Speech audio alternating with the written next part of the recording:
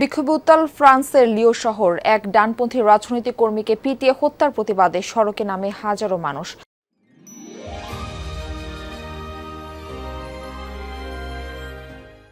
অভিযোগ, উগ্র বামপন্থীদের হামলায় নিহত হয়েছেন কোয়েন্টিন ডেরাঙ্ক নামের ওই ব্যক্তি। হত্যাকাণ্ডের বিচারের দাবিতে মিছিল করে বিক্ষুব্ধরা। প্রতিবাদী ব্যানার হাতে স্লোগান দেয় লিওর সড়কে।